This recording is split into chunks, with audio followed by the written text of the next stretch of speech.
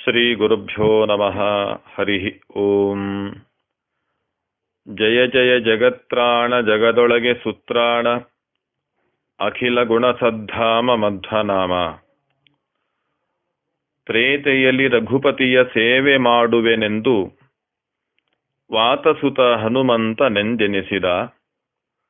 ಪೋತಭಾವದಿ ತರಣಿ ಬಿಂಬಕ್ಕೆ ಲಂಘಿಸಿದ. ಈತಗೆನೆಯಾರು ಮೂರ್ಲೋಕದೊಳಗೆ.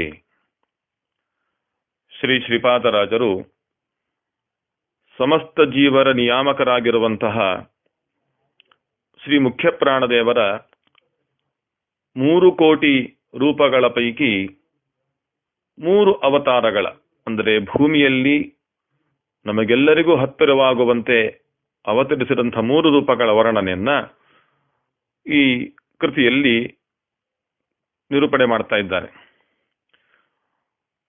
ಮುಖ್ಯ ಪ್ರಾಣದೇವರ ಅವತಾರಗಳು, ಅದರಲ್ಲಿ ಹನುಮ, ಭೀಮ, ಮಧ್ವ ಎನ್ನುವಂಥ ಅವತಾರಗಳೇನಿವೆ, ಇವು ವೇದೋಕ್ತವಾಗಿರುವಂಥ ಅವತಾರಗಳು. ಅಪೌರುಷೇಯವಾದಂಥ ವೇದಗಳೂ ಕೂಡ ಮುಖ್ಯ ಪ್ರಾಣದೇವರ ಮಹಿಮೆಯನ್ನು ಮತ್ತು ಅಂದರೆ ಮೂಲ ರೂಪದ ಮಹಿಮೆಯನ್ನು, ಅವತಾರದಲ್ಲಿ ಮಾಡಿದಂಥ ಅಸಾಧಾರಣವಾದ ಹಿರಿಮೆಯನ್ನು ಕೂಡ ಬಣ್ಣಿಸ್ತವೆ. ಅದರಲ್ಲಿ ಮೊದಲನೆಯದು ಹನುಮದ ಅವತಾರ. ಈ ಹನುಮಂತನ ಅವತಾರವನ್ನು, ಹನುಮಂತ ದೇವರ ಅವತಾರವನ್ನು ಶ್ರೀಪಾದರಾಜರು ಈ ಭಾಗದಲ್ಲಿ ಮಾಡ್ತಿದ್ದಾರೆ. ಮೊದಲ 4 ಶ್ಲೋಕಗಳಿಂದ ಮೂಲರೂಪಿ ಮುಖ್ಯ ಪ್ರಾಣದೇವರ ಅಸಾಧಾರಣವಾದಂತಹ ಶಕ್ತಿ, ಸ್ಥಾನ, ನಿರ್ವಹಣೆ, ಭಗವನ್ನಿಷ್ಠೆ ಎಲ್ಲವನ್ನೂ ಕೂಡ ಸಂಕ್ಷಿಪ್ತವಾಗಿ ಸುಂದರವಾಗಿ ವರ್ಣನೆ ಮಾಡಿ 5ನೇ ಶ್ಲೋಕದಿಂದ ಹನುಮಂತ ದೇವರ ಅವತಾರ ಚರಿತ್ರೆಯನ್ನು ನಮ್ಮ ಮುಂದೆ ಇಟ್ಟು ಅನುಗ್ರಹಿಸುತ್ತಿದ್ದಾರೆ. ನಮಗೆ ಹನುಮಂತ ದೇವರ ಕಥೆ ಅಂತಂದಾಗ ಅದು ಗೊತ್ತಾಗುವುದು ರಾಮಾಯಣದಿಂದಲೇ. ರಾಮದೇವರ ಅನುಪಮವಾದಂತಹ ಮಹಿಮೆಯನ್ನು ವರ್ಣನೆ ಮಾಡುವ ಕೃತಿ ರಾಮಾಯಣ. ವಾಸ್ತವಿಕವಾಗಿ ರಾಮದೇವರ ಪರಿಪೂರ್ಣ ಸುಂದರ ಚರಿತ್ರೆಯನ್ನು ಕೊಟ್ಟಂಥ ಕೃತಿ ಅದು ಮೂಲ ರಾಮಾಯಣ ಅಂತ. ಶತಕೋಟಿ ಪ್ರವಿಸ್ತರಂ ಅಂತ ನಾವು ಕೇಳ್ತೇವೆ. ಚರಿತಂ ರಘುನಾಥಸ್ಯ ಶತಕೋಟಿ ಪ್ರವಿಸ್ತರಂ ಅಂತ. 100 ಕೋಟಿ ಶ್ಲೋಕದಿಂದ ಕೂಡಿರುವಂತಹ ಅಷ್ಟು ವಿಸ್ತಾರವಾದಂತಹ ಗ್ರಂಥ ಮೂಲ ರಾಮಾಯಣ. ಅದು ನಮಗೆ ಸಿಗುವಂತಹದ್ದಲ್ಲ, ದೇವಲೋಕದಲ್ಲಿ ಉಪಲಬ್ಧ ಇದೆ. ಅಂಥ ಮೂಲ ರಾಮಾಯಣದಲ್ಲಿ ಯಾವ ಭಗವಂತನ ಮಹಿಮೆ, ಸೀತಾದೇವಿಯರ ಮಹಿಮೆ, ಹನುಮಂತ ದೇವರ ಮಹಿಮೆ ಇದೆಯೋ ಅದೆಲ್ಲವನ್ನೂ ಕೂಡ ಚೆನ್ನಾಗಿ ತಿಳಿದು ಗಾನ ಮಾಡುವಂತಹ ಸಾಮರ್ಥ್ಯ, ಶಕ್ತಿ, ಅವಕಾಶಗಳು ದೇವತೆಗಳಿಗಿದೆ, ವಿಶೇಷವಾಗಿ ಹನುಮಂತ ದೇವರಿಗಿದೆ. ಸ್ವಾಮಿ ರಾಮಚಂದ್ರ ದೇವರ ಸೀತಾದೇವಿಯರ ಅಸಾಧಾರಣವಾದ ಮಹಿಮೆಯನ್ನ ಕೊಂಡಾಡುವ ಸಾಮರ್ಥ್ಯ, ಅವಕಾಶ, ಸಾರ್ಥಕ್ಯ ಎಲ್ಲವೂ ಕೂಡ ಹನುಮಂತ ದೇವರಿಗಿದೆ. ಆ ಮಹಿಮೆಯನ್ನ ಜನಸಾಮಾನ್ಯರು ತಿಳಿಯಬೇಕು, ಮಹಿಮೆಯನ್ನ ಜನಸಾಮಾನ್ಯರು ಕೊಂಡಾಡಬೇಕು ಅನ್ನೋ ದೃಷ್ಟಿಯಿಂದ ಬ್ರಹ್ಮದೇವರ ವಿಶೇಷ ಅನುಗ್ರಹ, ನಾರದರ ಅನುಗ್ರಹ, ಸಪ್ತರ್ಷಿಗಳ ಅನುಗ್ರಹವನ್ನು ಪಡೆದಿರತಕ್ಕಂಥ ವಾಲ್ಮೀಕಿ ಮುನಿಗಳು 24,000 ಶ್ಲೋಕಗಳ ಮೂಲಕ ನಮಗೆ ಕೊಟ್ಟರು. ಅದು ಆದಿಕಾವ್ಯ ಅಂತ ನಾವು ಅದನ್ನ ಆ ಪರಿಗಣನೆಯನ್ನ ಮಾಡ್ತಾ ಇದ್ದೇವೆ. ವಾಲ್ಮೀಕಿ ಮುನಿಗಳು ನಮಗೆ ರಾಮಾಯಣವನ್ನು ಕೊಟ್ಟರು. ಇವತ್ತು ಪ್ರಚಲಿತವಾಗಿರುವಂತಹ ಗ್ರಂಥ ಅದೇ ವಾಲ್ಮೀಕಿ ರಾಮಾಯಣ, ಮೂಲ ರಾಮಾಯಣ. ಇವೆಲ್ಲವನ್ನು ಕೂಡ ಚೆನ್ನಾಗಿ ತಿಳಿದವರು ಯಾರು ಅಂದರೆ ಮುಖ್ಯ ಪ್ರಾಣದೇವರೇ. ಅರ್ಥಾತ್ ಶ್ರೀಮದಾಚಾರ್ಯರಾಗಿ ಅವತರಿಸಿದಾಗ ರಾಮಾಯಣ ಚರಿತ್ರೆ ಜನಕ್ಕೆ ಮುಟ್ಟಬೇಕು ಅನ್ನೋ ದೃಷ್ಟಿಯಿಂದಲೇ ಮೂಲ ರಾಮಾಯಣವನ್ನ ಸರಿಯಾಗಿ ಓದಿಕೊಂಡು ತಿಳಿದು ಭಜಿಸಿದಂತಹ ಆಚಾರ್ಯರು ವಾಲ್ಮೀಕಿ ರಾಮಾಯಣದಲ್ಲಿರುವಂತಹ ಸಂಗತಿಗಳನ್ನು ಕೂಡ ಚೆನ್ನಾಗಿ ತಿಳಿದವರ ಸರ್ವಜ್ಞರವರು.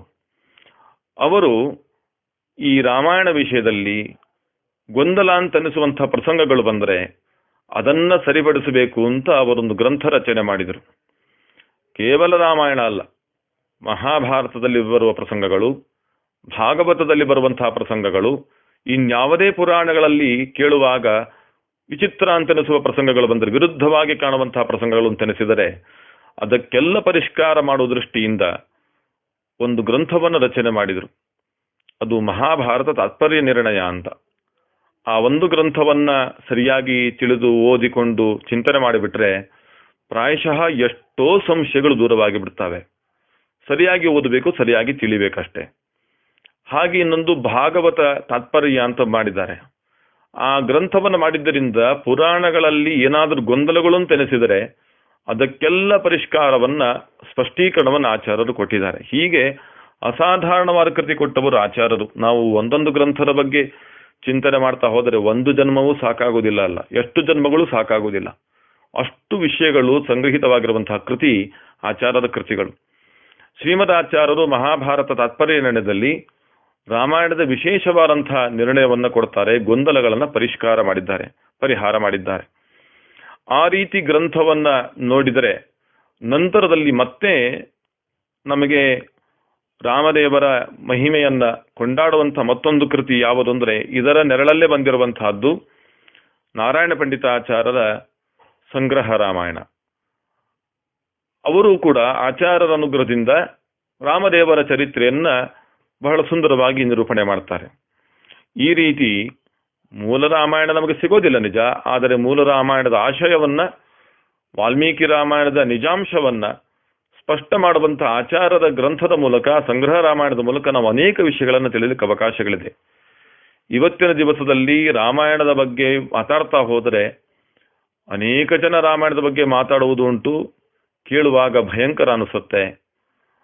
ನಮ್ಮಲ್ಲಿ ಒಂದು ಮಾತಿದೆಯಲ್ಲ, ರಾಮಾಯಣವನ್ನೆಲ್ಲ ಪೂರ್ಣ ಕೇಳಿದ ಮೇಲೆ ರಾಮದೇವರಿಗೆ ಸೀತಾದೇವಿ ಏನಾಗಬೇಕನ್ನೋ ಕೇಳೋ ಪ್ರಶ್ನೆ ಕೇಳ್ತಾರೆ ಅನ್ನೋ ಹಂತ ಇದೆಯಲ್ಲ, ಹಾಗಾಗುತ್ತಾ ಇದೆ. ಅಂದ್ರೆ ತೀರಾ ಅಸಂಗತವಾದಂತಹ ವಿಷಯಗಳು ಹೊರಗೆ ಬರ್ತಾ ಇವೆ. ಚಿಂತನ ಅನ್ನೋ ಹೆಸರನ್ನಿಟ್ಟುಕೊಂಡು ಏನೆಲ್ಲ ಯೋಚನೆಗಳನ್ನು ಮಾಡ್ತಾ ರಾಮದೇವರ ಚಾರಿತ್ರ್ಯಕ್ಕೆ, ಸೀತಾದೇವಿಯರ ಚಾರಿತ್ರ್ಯಕ್ಕೆ, ಹನುಮಂತದೇವರ ಚಾರಿತ್ರ್ಯಕ್ಕೆ ಧಕ್ಕೆಯಾಗುವಂತಹ ಅನೇಕ ವಿಲಕ್ಷಣವಾದ, ಅಸಖ್ಯಕರವಾದಂತಹ ವಿಷಯಗಳನ್ನು ನಿರೂಪಣೆ ಮಾಡುವ ಮಂದಿಗಳು ಇವತ್ತು ನಮ್ಮ ಮುಂದೆ ಇದ್ದಾರೆ. ರಾಮದೇವರು ನಿಷ್ಕಲ್ಮಶ ಸ್ವಭಾವದ ಸ್ವರೂಪದ ದೇವರು. ಸಾಕ್ಷಾತ್ ವಾಸುದೇವನೇ, ನಾರಾಯಣನೇ ಶ್ರೀರಾಮಚಂದ್ರನಾಗಿ ಬಂದಿದ್ದಾನೆ. ಸಾಕ್ಷಾತ್ ಜಗನ್ಮಾತೆ ಲಕ್ಷ್ಮೀದೇವಿಯರೇ ಸೀತಾದೇವಿಯರಾಗಿ ಬಂದಿದ್ದಾರೆ. ಇವರಿಬ್ಬರ ದಾಂಪತ್ಯ ಅನ್ಯೋನ್ಯವಾದದ್ದು, ಎಂದಿಗೂ ಕೂಡ ಮಧ್ಯದಲ್ಲಿ ವಿಘಟನೆಗೆ ಅವಕಾಶ ಇಲ್ಲ. ಇಂಥ ಸೀತಾರಾಮರ ಚರಿತ್ರೆಯನ್ನ ಜಗತ್ತಿಗೆ ತೋರಿಸಿಕೊಟ್ಟವರು ಹನುಮಂತದೇವರು. ಆ ಹನುಮಂತದೇವರ ಚರಿತ್ರೆಯು ಕೂಡ ಸೇರಿಕೊಂಡಿರುವಂತಹದ್ದು ಇದೇ ರಾಮಾಯಣದಲ್ಲಿ. ಇಂಥ ರಾಮದೇವರ ಮಹಿಮೆಯನ್ನು ಕೊಂಡಾಡುವ ಕೃತಿಗಳನ್ನು ಪಡೆದಂಥ ಭಾರತೀಯರೇ ನಾವೇ ಧನ್ಯರು. ನಿಜವಾಗಿ ಧನ್ಯತಾ ಭಾವ ಇರಬೇಕು. ಯಾವಾಗ ರಾಮಾಯಣವನ್ನ ಓದಿ ತಿಳ್ಕೊಂಡ್ರೆ. ರಾಮಾಯಣವನ್ನ ಓದದೇ ಇದ್ರೆ, ಅದರ ವಿಷಯವೇ ಗೊತ್ತಾಗದೇ ಇದ್ರೆ ನಮಗೆಲ್ಲಿಂದ ಧನ್ಯತಾ ಭಾವ ಬರಬೇಕು? ಅದಕ್ಕೆ ಶ್ರೀಪಾದರಾಜರು ಸಂಸ್ಕೃತದಲ್ಲಿರುವಂತಹ, ಕಾವ್ಯದ ರೂಪದಲ್ಲಿರುವಂತಹ ಗ್ರಂಥಗಳ ಸಾರ ನಿಮಗೆ ಗೊತ್ತಾಗಬೇಕು. ನೀವು ನಿಜವಾದ ಭಾರತೀಯರಾಗಿ, ನೀವು ನಿಜವಾದ ಆಧ್ಯಾತ್ಮಿಕ ಸಾಧಕರಾಗಿ, ನಿಜವಾದ ಭಗವಂತನ ಭಕ್ತರಾಗಿ, ಅದಕ್ಕೋಸ್ಕರ ರಾಮದೇವರ ಚರಿತ್ರೆಯನ್ನು, ರಾಮದೇವರ ಭಕ್ತರಾದ ಮುಖ್ಯ ಪ್ರಾಣದೇವರ ಚರಿತ್ರೆಯನ್ನು, ಹನುಮಂತ ದೇವರ ಚರಿತ್ರೆಯನ್ನು ಕೂಡ ಸರಿಯಾಗಿ ತಿಳ್ಕೊಳ್ಳಿ. ಏನೇನು ತಪ್ಪು ತಿಳ್ಕೊಳ್ಬೇಡಿ, ಸರಿಯಾಗಿ ತಿಳ್ಕೊಳ್ಳಿ. ತಿಳಿಯೋದು ತಿಳಿತೇವೆ, ಸರಿಯಾಗಿ ತಿಳ್ಕೊಳ್ಳೋಣ. ತಪ್ಪಾಗಿ ತಿಳ್ಕೊಂಡು ಸಮಯವನ್ನು ವ್ಯರ್ಥ ಮಾಡಿಕೊಂಡು ಅನರ್ಥವನ್ನು ಹೊಂದುವಂತಹ ಪ್ರಸಂಗ ಬರಬಾರದು. ಈ ಕಾಳಜಿಯಿಂದ ಶ್ರೀಪಾದರಾಜರು ಅತ್ಯಂತ ಸುಂದರವಾದ ಹನುಮಂತ ದೇವರ ಚರಿತ್ರೆಯನ್ನ ನಿರೂಪಣೆ ಮಾಡ್ತಾ ನಮಗೆಲ್ಲ ಅನುಗ್ರಹ ಮಾಡ್ತಾರೆ. ಈ ಪದ್ಯದಲ್ಲಿ ಎಷ್ಟು ಸುಂದರವಾಗಿ ಹೇಳ್ತಾರೆ. ತ್ರೇತೆಯಲ್ಲಿ ರಘುಪತಿಯ ಸೇವೆ ಮಾಡುವೆನೆಂದು ವಾತಸುತ ಹನುಮಂತ ನೆಂದೆನಿಸಿದ. ಈ ಒಂದು ಚರಣದಲ್ಲಿ ತ್ರೇತಾಯುಗದಲ್ಲಿ ವಾತಸುತ, ವಾಯುದೇವರ ಸುತ ಮಗನಾಗಿ, ಅರ್ಥಾತ್ ವಾಯುದೇವರೇ ಹನುಮಂತನಾಗಿ ಅವತರಿಸಿದ, ವಾಯುದೇವರ ಮಗ ಎಂಬ ಹೆಸರಿಂದ ಬಂದಿರುವಂತಹದ್ದು ಹನುಮಂತ ದೇವರ ಅವತಾರ. ಯಾವುದಕ್ಕೋಸ್ಕರ ಅವತಾರ ಮಾಡಿದರು ಅಂತಂದ್ರೆ, ರಘುಪತಿಯ ಸೇವೆ ಮಾಡುವೆನೆಂದು. ನಾವು ನಿನ್ನೆ ನೋಡಿದ್ದೇವೆ, ಹರಿಯನಲ್ಲದೆ ಬಗೆಯ ಅನ್ಯರನ್ನು ಲೋಕದೊಳು ಗುರುಕುಲ ತಿಲಕ ಮುಖ್ಯ ಪವಮಾನನು ಅಂತ ಆಚರಣದಲ್ಲಿ ಶ್ರೀಪಾದರಾಜರು ಹೇಳಿದ್ದಾರೆ. ಅದು ಪೀಠಿಕೆ ಅಂತ ನಾನು ಹೇಳಿದೆ. ಮುಂದಿನ ಎಲ್ಲ ಪದ್ಯಗಳಿಗೆ ಪೀಠಿಕೆಯಾದದ್ದು ಅದು. ಹನುಮಂತ ದೇವರ ಸಾಮರ್ಥ್ಯ, ದೀಕ್ಷೆ, ಅವರ ಸ್ಥಾನಮಾನ ಏನು ಅಂತ ಅದರಲ್ಲಿ ಗೊತ್ತಾಗತ್ತೆ.